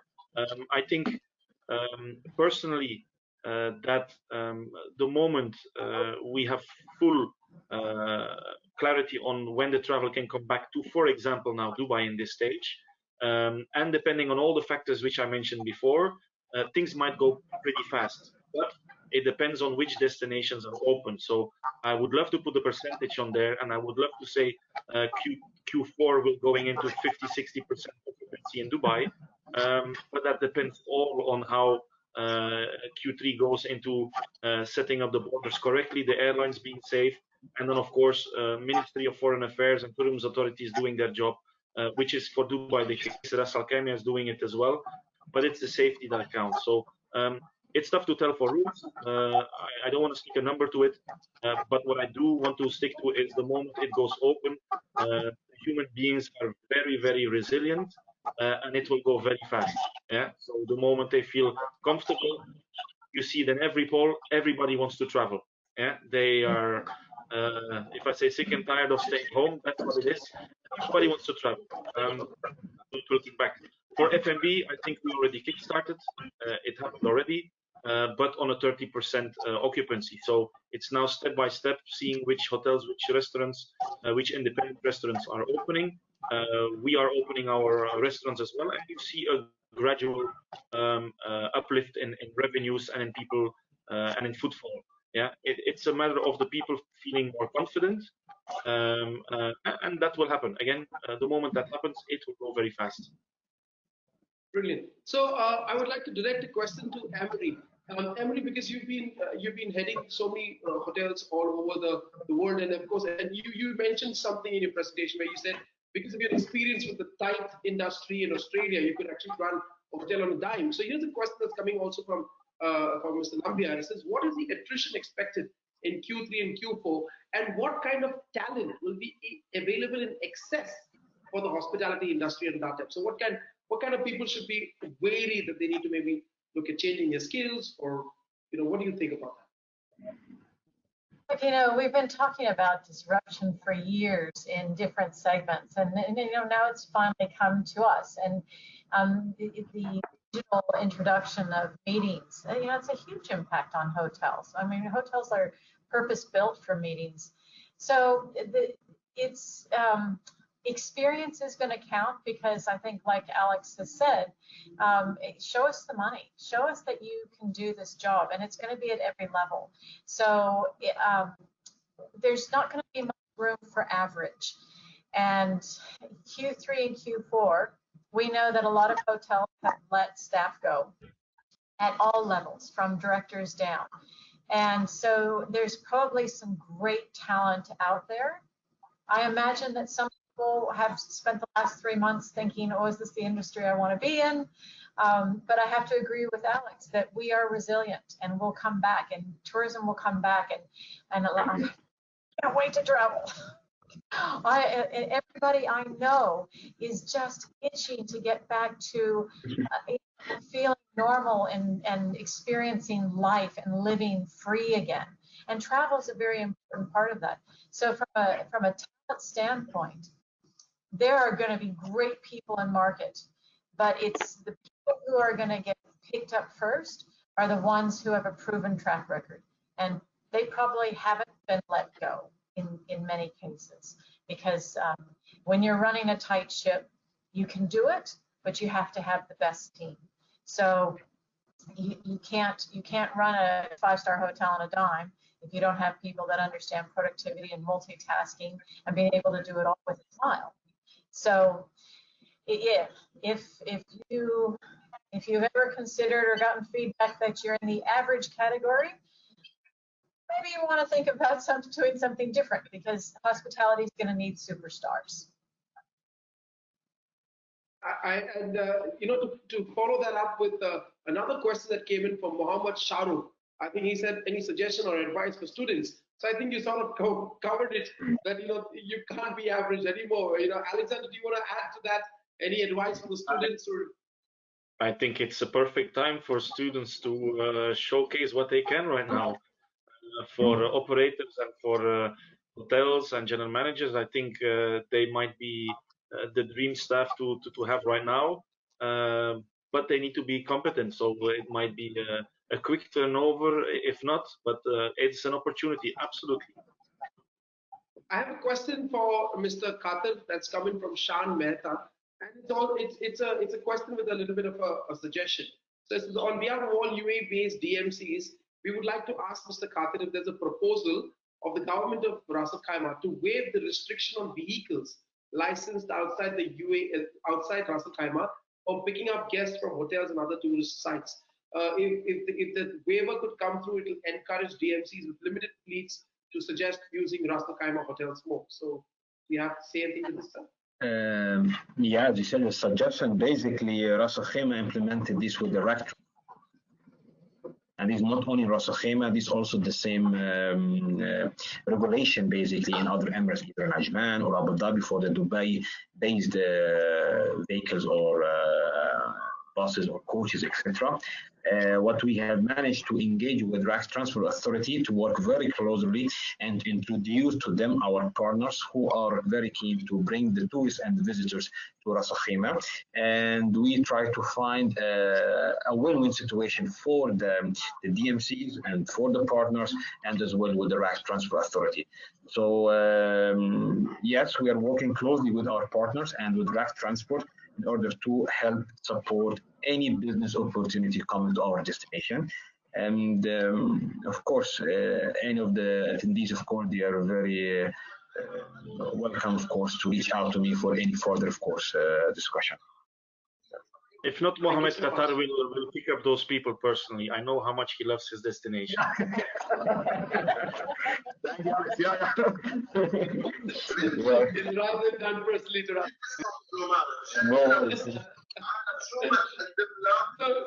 So I have a question. I have a question now for Ms. Emery.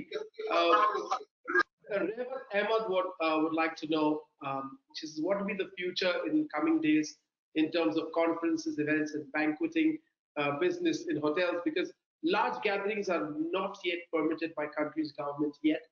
That's the first part of the question. I'll let you answer that and then ask you the second part. So when's it coming back? Don't we all wish we knew that? As soon as we've had inquiries for 2 cars, so we know that people are thinking, and they've come from outside of UAE, so it's international, and so we know that there's interest, and I think the government just has to say, they'll probably introduce it in stages. Like, okay, you can do, as long as you have social distancing, you can do, as long as your ballroom holds up to 1,000 people, you can hold, 300 or 400 people in it with the tables and individual seating. So it's going to be a numbers game to start with, but it's definitely coming back. And there's plenty of inquiries for Q1 next year. So it's going to come back. So don't worry about that. We just, right now, we're in the holding pattern, waiting for, the thumbs up. Nothing's going to happen over summer in Dubai. They just need to slowly get people back in and open the borders. and then see how that goes. And then if everybody's maintaining safety and following the protocols, then they'll probably open up and get ready for September.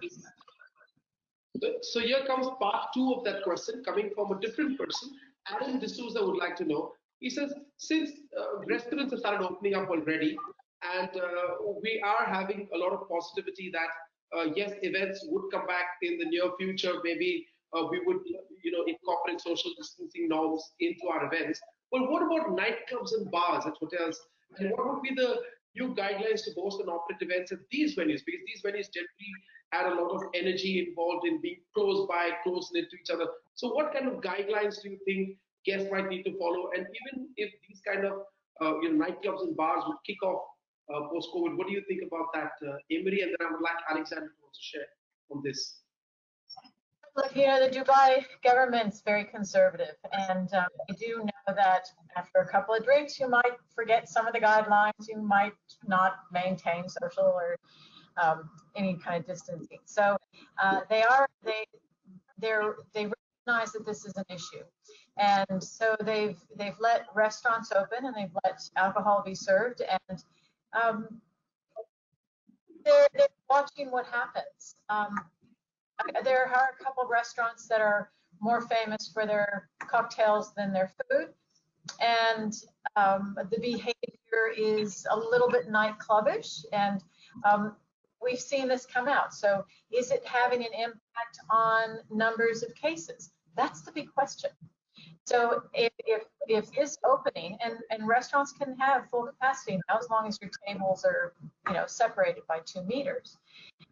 We haven't seen any issues so far. We've had our restaurants open for a month, and people are they understand it. We don't have a nightclub on site, but there's one across the street. And even though it's not a nightclub, but it's the people who go to nightclubs are going to this venue because it's a pool party environment. And are they following guidelines? No. So, but is it making cases go up? That's the question. So I think there's a lot of wait and see. And Alex, I don't know if nightclubs in your venues or what you're seeing, but yeah. Well, if we make a separation between nightclubs and bars, bars for us are open. If you look at Millennium Airport, has a Beagles and Cactus Jack, 2 bars. They're just open. Like I said, gradually people come in. You set the regulations or you implement the regulations which are set by the government. That's one. Secondly, then it's just about the people feeling confident. So if all of us 4 here want to go tonight there, that's possible. It's fine. You can go there. So it's about the confidence of us all going there.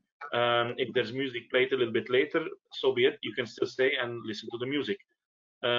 Same thing in Abu Dhabi. If you go to nightclubs as such, well, pretty much we're in a phase where in June, July, August, I think not even 5 or 10% of the nightclubs were ever open, because it's summer.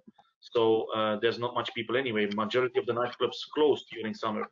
So that will start for sure pretty much from September onwards, I assume.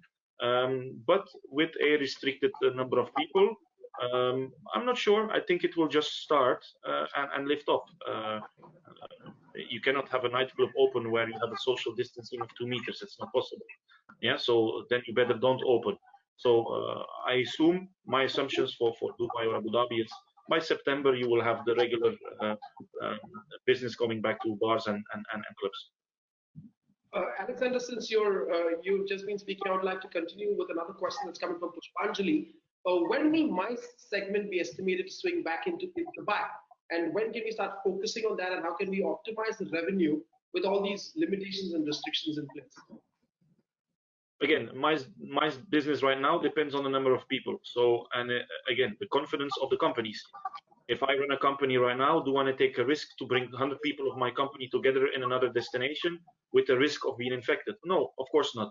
So, but do I take the risk of 10 people? I might. If I have a meeting with my Dubai team and I want to do it in Abu Dhabi, I might, but it's not going to happen in the next 2 months. So we do have requests already in our properties from October onwards, even marriages already from October onwards. So, but that is sitting there based on the assumption that by October things are better. Yeah.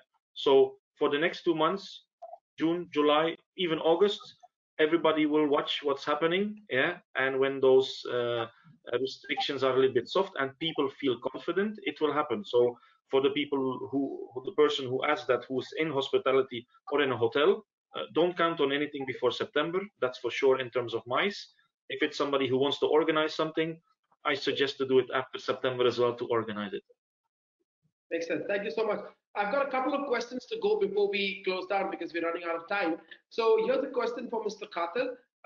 What is it's coming from Tanveer Siddiq. Tanveer wants to know, what is the expected volume from European market charters 2020, 2021? And what are the 5 top countries and what are the kind of changes expected year on year? So, commenting this question, 2019, our share from the international market, where the top markets are Germany, Russia, India, UK, Kazakhstan, Czech Republic, Poland, Oman, Nordics, and I think I think account 10. So basically, these are the top source market internationally coming to Ras Al Khaimah. In fact, the top 4, basically Germany, Russia, UK, and India, are usually the top 4 the last 5 years, I could say. Maybe change of the position sometimes, maybe UK number 2, maybe India number 4, etc. However, we are maintaining a very diverse mix of source market international to Ras Al Khaimah, which help us actually to, the method, don't put all your eggs in one basket. So we try as much as possible as a destination to diverse our products, our efforts, our activity with different partners, different source markets with that segment. Majority of our business coming to Ras Al Khaimah internationally are coming from Dubai Airport. I mean, we're so lucky. We have the biggest, largest airport in the world, Dubai International Airport, 45 minutes, 50 minutes from the airport to your hotel or resort in Ras Al Khaimah. So this for us gives us a very good opportunity. And I would like to mention this gives a big bulk of our business to Ras Al Khaimah. In regards to the charter, we do have a very successful charter operation in Ras Al Khaimah with our partner the last few years. And these charter operation, some of them operating only in winter season, some of them are all year round, and they come from different source markets. We have from Czech Republic, we have from Poland, we have from Russia, we have from Luxembourg, we have from Latvia, and we used to have from Germany. So we have also a good mix from these charter. At that stage, most of the charter operation for the upcoming season, the 2020 and 2021, are still on discussion with the same partners, either from Poland, either from Czech Republic, etc. However, I'd like to highlight this all depends on the current situation, and it also, like Alex and Emre said, nobody had a crystal ball. I mean, it's very, early to say, yeah, we will bring the 5-6 charter flights and we will fill the flights. However, I continue the positive vibe. The partners, the clients are still looking possibly to do business within the coming winter season. More clarity and more details will be announced or be in July, because this will be also give more indication with the airline. You do understand the last few months, several airlines were really hit hard by the situation. Therefore, all, of course, the discussion for the charter will be based on the aircraft availability, the market trend, and of course, several other factors. But we will continue our relation and our engagement with our partner in these source markets, and we try to remain positive with everyone, and we try to see how can bring this business back and even increase it within the 2021. Brilliant. Thank you so much. Just the last 2 questions.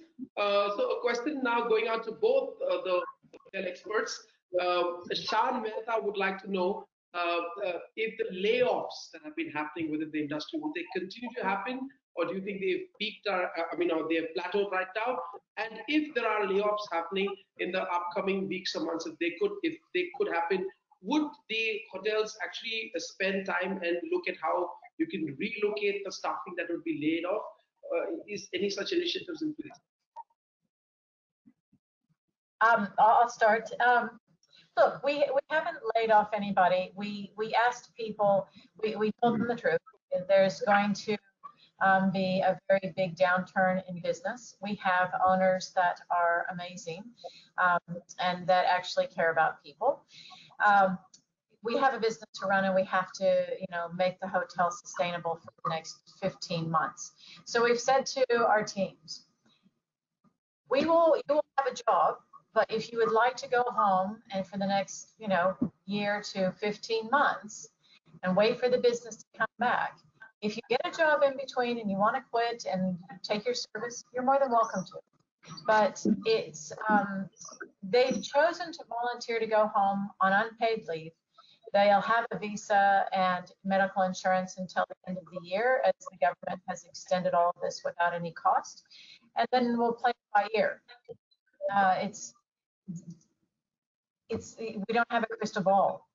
So we also know that, if 2 million people have registered to leave UAE, that's 20% of the population. And we, as quarter four comes, there's going to be businesses that are opening up. So for all those hotels that just got rid of their teams, they're going to need to hire people. So there will be some natural attrition. And so we may be bringing some of these people back from long unpaid leave before 15 months or before a year.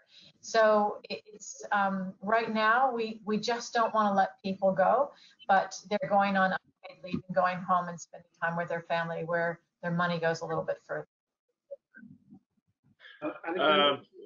Yeah, my assumption is here, advice to the person who asked the question, who probably wants to know when they might get full salary back, not be unpaid, or get a job at all. June, July is still phase one in our eyes. So that means at this stage, nothing is improving. If we look at domestic travel, some hotels, specific hotels in specific locations in the UAE, have the luck that every weekend they might be full with domestic travel and have some slight travel during the week. But we're not going to go to occupancies of above 20, 15% in a month. So that does not allow anything more than covering costs for a lot of hotels, which means that was the same story which happened in April, May, and now June and July. So as long as that international travel is not kicking back, for the person who asked the question, I'm sorry, brace on and hold on for what is still there, and don't expect things to change tomorrow. Unless occupancies and business comes back above the 40-50%, nothing will change. So brace on, save some money, and hold on. Brace tight. If hospitality is the industry you love, hold on and be ready to get back into action as fast as possible. I agree with you there, Alexander and Emery. Both. I mean, we're all in this together, and it's quite visible to all of us as to where the various industries lie in this current situation. It's not like one's doing well from the other, but we're all in this together. So even if you move people out, where are you going to relocate them to? Because everybody all around the globe is in the same position as we are. So here comes my second last question from some of our listeners who are suppliers to the hotel industry. And they want to know, on a scale of 1 to 10, now some hotels have started renovating, some hotels are starting to come back. Do you think that updating furniture or updating uniforms, would that show potential over the next few months, in the coming months, on a scale of 1 to 10? Probably a 0. Yeah, exactly. I think it might have been the time for some hotels to do slight renovations. That's one, if it was planned already. If it was not planned, that will not happen. Some of our hotels, like Millennium Airport or other ones, doing slight renovations in the lobby, the pool side, because that was planned already. So pretty much those funds have been accrued before, or set in stone already. But afterwards, after this, I don't think at this time it's the perfect time to, as a supplier, to wave too much chaos. If a hotel brand or hotel has not done its due diligence already 3 months ago with reviewing all the suppliers, then maybe it's too late already. It's true. Cash flow is an issue right now for most hotels. So it's just the reality is we had a renovation planned, and it was okay. So we need to pay people, and cash flow coming in isn't happening. So we had to say, how do we work this? It's a luxury to renovate, and the hotels here aren't that old. So as we were going to do some cosmetic things, we're actually going to pay our employees and we're going to pay our suppliers instead. And so it just puts it onto the side. We wish we could spend the money. Perfect timing, right? When your hotel's near empty. But the reality of it is cash flow is an issue, I think, for a lot of hotels. Sure. So thank you, all of you, for joining us, all our lovely panelists. I would like to end the discussion on a slightly smiley note, because I see a message that has come in, a question from Rivat Ahmed, and he says, as of 31st of December 2020, will there be a New Year's Eve celebration in all hotels? And should we be encouraging and marketing this from Q4 onwards? Revat, I think we should be just celebrating New Year 2020. I mean, this whole year should be just wiped out from our calendar. It never happened. So I don't know what our panelists would like to say to that. Will there be even a New Year's Eve celebration? I don't know. What do you think? I will buy the firework. Mohammed Qatar will hold it, and Amari will light it up. No problem. Let's have a champagne. We will be so happy to say goodbye to 2020. It'll be the biggest New Year's Eve ever. Absolutely. So once again, I would like to thank you all. I mean, Alexander, Emily, Mohammed, thank you so much for spending this afternoon with us, for sharing your valuable knowledge. I mean, all the work that you and your teams have been doing in the back while this whole COVID situation has been plaguing the world. You've answered a lot of questions, because sometimes many of the people who come in on our webinars are employees, are suppliers, and they might not have an opportunity to connect with you or ask you these relevant questions, or even hear from you, and you have really answered those questions today. So once again, God bless you all three. Thank you so much for spending time with us. And if you have last few words for our audience, please go ahead and say it. So start with the ladies first, Emily, if you'd like to say anything to our audience. Look, we're probably all in this because we love it. We love what we do. We've been through the ups and downs before, and life would be really boring if we didn't have them. And so, look, I love roller coasters, and this is the biggest one I've ever been on. So it's been a welcome to the UAE, but I can say we're doing it better than so many other countries. And tourism, this will remain a top destination in the world. And I have absolute confidence that our resilience and our just who we are and how we do things here will bring people back in droves. And I'm looking forward to welcoming them. Thank you. Alexander, if you'd like to. Yeah, we're all ready to welcome people with Millennium, and I think other international brands are doing the same. What I mentioned in my Edge to the New Normal is for commercial teams listening, prepare, even operations team, prepare for what's to come. A prepared man or a woman is worth two. So that's what should be done. And like I said, we might be surprised how fast things will run back to normal, as we're very resilient as human beings. Exactly. Thank you so much. Mr. Khatib? We need to be very positive. We need to remain very positive, because the travel industry, hospitality is a very important thing for us. We love to travel. We love our work, and I think the whole industry I can see is very focused in the restart. And I hope we continue the cooperation between the government entity, with tourist board, with the hotels, with the DMC, with the foreign airlines should continue. All hands are on the table. We should work together closely for the restart. So my message to everyone: remain positive, work close with everyone. It doesn't matter one hotel to no. Now we talk about the whole destination and the whole situation. Are together. We need to work together with every single partner to make this overcome, and we cross the roller coaster, as the Emery said, and we have a final, celebration in the new year with everyone. I will hold the fireworks, Alex. I will not forget. Okay. So thank you so much. Thank you so much, you lovely people. God bless you. Have a wonderful week ahead. Thank you for spending this time with us. God bless you. Have a safe day today. Thank you. Thank you. Thank you. Bye.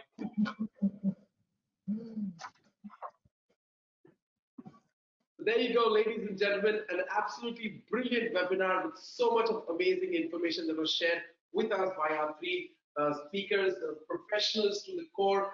They came and shared their hearts out, and I hope you saw value in that. Don't forget our amazing offer from the Millennium Airport Hotel. Pickles is open, Cactus Jack is open. They're giving you a 25% discount. They want you to come back again. We all want you to come back again. Coming back again to the hotels slowly, but don't forget to manage your social distancing. You know, if you have somebody who's elderly at home or who's prone to sickness at home, be concerned about their health and protect yourself. But if you're a couple, if you're living alone, if you're a spinster or a bachelor, then get out of that fear. Come out there, go out slowly, begin your work again, and get into the habit of maintaining the norms that have been set. Wear your mask, wear your gloves. And I thank you again, once again, for coming and joining us on this webinar. Thanks to Trendy Garments for supporting us. And we would also like to encourage you all to save the number if you want to get back and build some branded masks for your team. And, you know, especially at this point of time as they're coming back, that's what we are doing. We would like to, you know, get our mask branded so that our team knows and they feel the warmth and the welcome back again. So you could do that.